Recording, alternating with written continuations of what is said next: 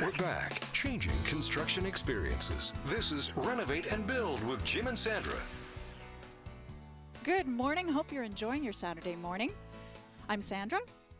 And I'm Jim Perkins. Isn't it nice to be just off on a Saturday?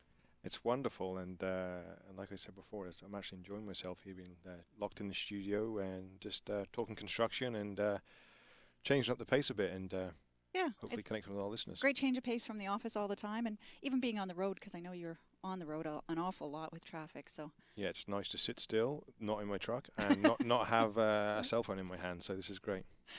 Well, as mentioned, I'm here with my Fair Trade Works boss, the founder and president, Jim Perkins of Fair Trade Works. If you're just joining us, we're talking everything construction this morning, and I have to admit that our next guest's area of expertise is just fascinating to me.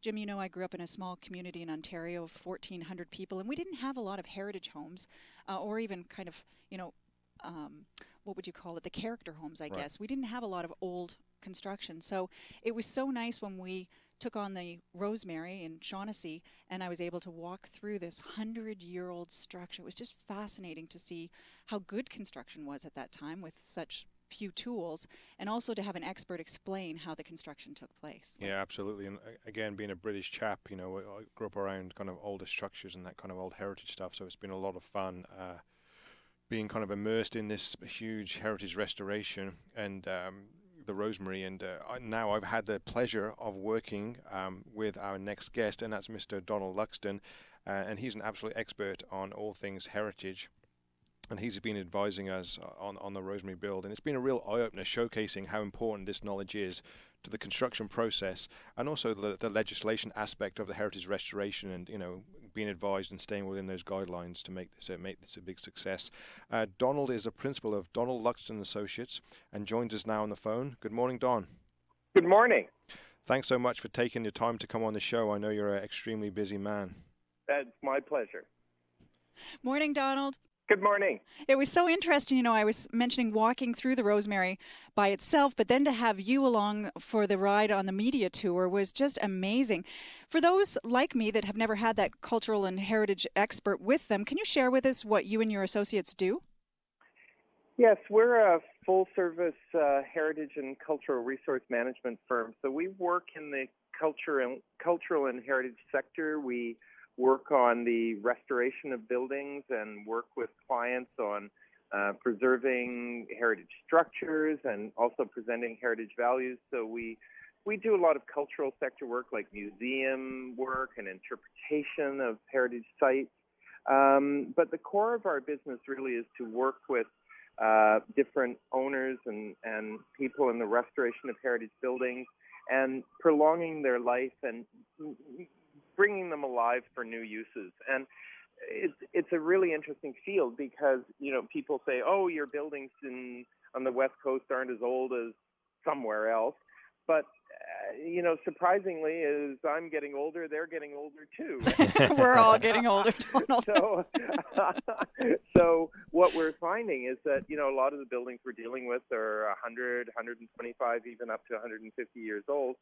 And certainly they're at the point where they need to have the renewal and to have them brought back to life and to recognize what's good about them and what has also failed and what needs to be preserved and what needs to be fixed and repaired and what also needs to be done to make sure that they have new owners who can use them and bring them into the future. Well, Donald, you and I talked about this on the media tour, but here's just 4 headlines I dragged along with me to the studios. But helping to preserve our heritage. City moves to slow down demolition of character homes. History versus money. Found treasure. I mean, every day I open the newspaper and there's something about heritage. Do you feel that Vancouver's new proposed bylaw to provide incentives, for instance, to live in heritage homes is going to actually affect the number of homes being torn down? Well, it's an interesting thing. I'm really involved in heritage work, and I think it's really important, and I think our heritage resources are really important. But we're not going to save everything in a growing and evolving city, and so I think it comes down to the management of change and making choices and intelligent choices about change. And so, what I think is even more important is to understand not that we can't do certain things, but what we should do and how we should do it. And so a lot of what, we try to do in my work and, also in advocacy for heritage is try to understand what it is that we really should protect. And one of the things that I also feel very strongly about is I'm not against change.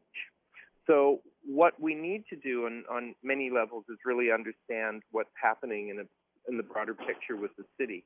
And Vancouver is growing. I mean, it's inevitable that there's going to be some pressure on existing buildings and resources. So I think what the city is really trying to do, and I support from a policy point of view what they're trying to do, they're bringing in policies that really will help us consider what is heritage and consider what we should be providing incentives for, and also making it providing a regime where we think about reusing and adapting and being more sustainable before we come in and tear everything down.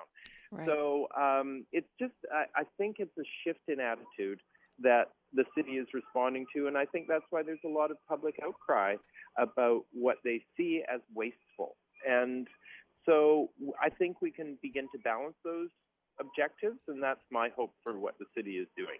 Yeah, and I completely would agree with you, Don. I think that's why you're such a perfect professional to kind of be in the position you're in, because you really do have vision and understanding of growth and change, but you're deep rooted and have a deep knowledge of these kind of heritage buildings. So I think that's why it's been so enjoyable kind of listening to your point of view and kind of working alongside you.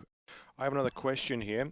Is there anything else that you believe that needs to be done to help save these incredible structures at this time? Well, I it's really easy to point fingers, and a lot of people point fingers at the city.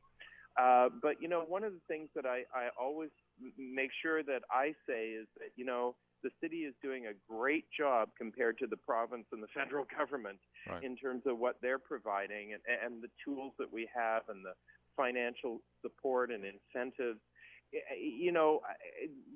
Everything's been downloaded to the municipalities, including housing issues and all kinds of things, as well as heritage.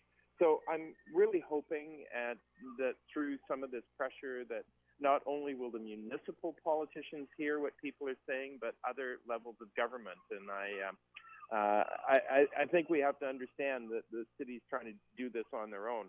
And so I think what we need to do is continue to build a culture around heritage preservation that supports and encourages in any way we can the preservation of structures that have significant value to the public. And I hope we get there. So are the feds or the province doing anything? Not much. Not much.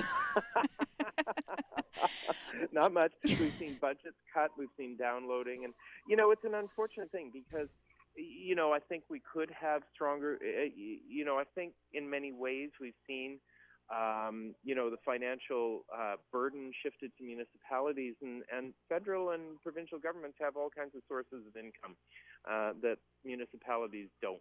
Right. And especially when it comes to something like heritage, the amount the city is trying to do through density, through bonusing, through relaxations, equivalencies is huge. Mm-hmm. And we don't necessarily see an equivalent effort from senior government.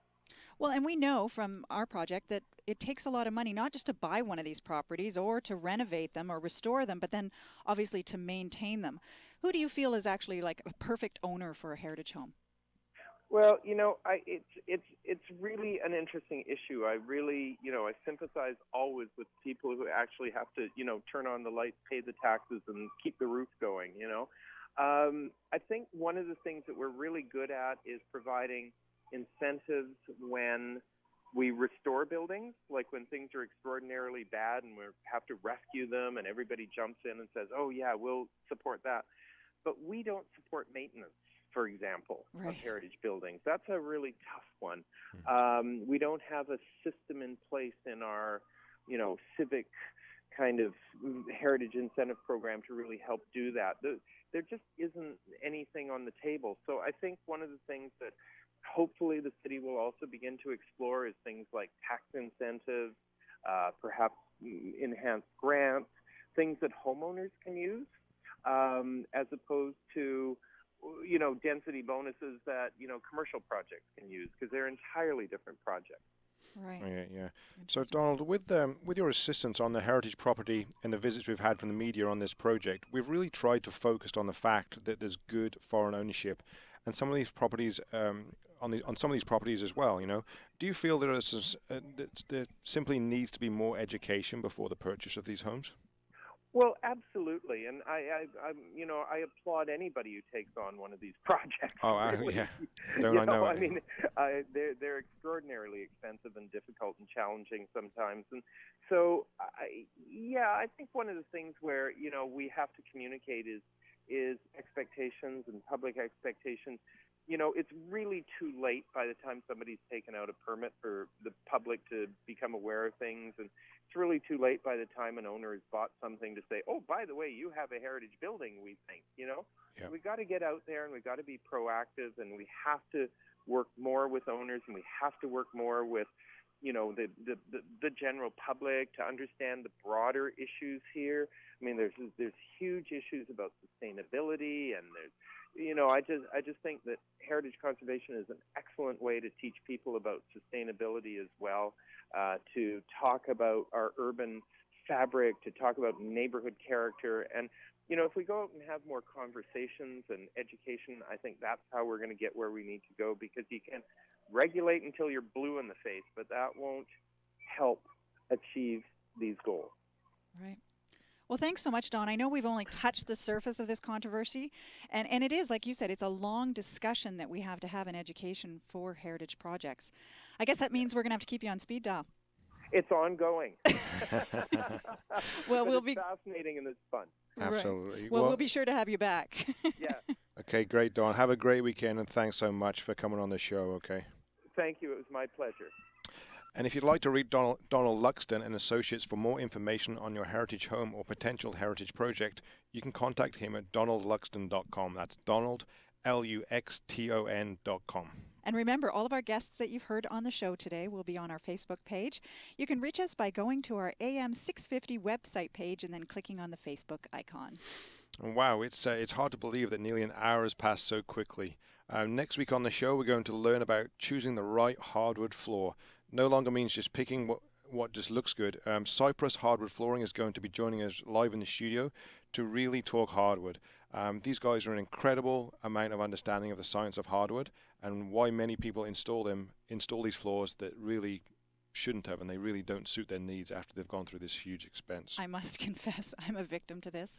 During my last home build, I put chocolate floors in. I didn't know you, so I can say that you weren't there to help me through this, but put chocolate hardwood floors in, and busy household, and you could see every footprint, you could see every hair.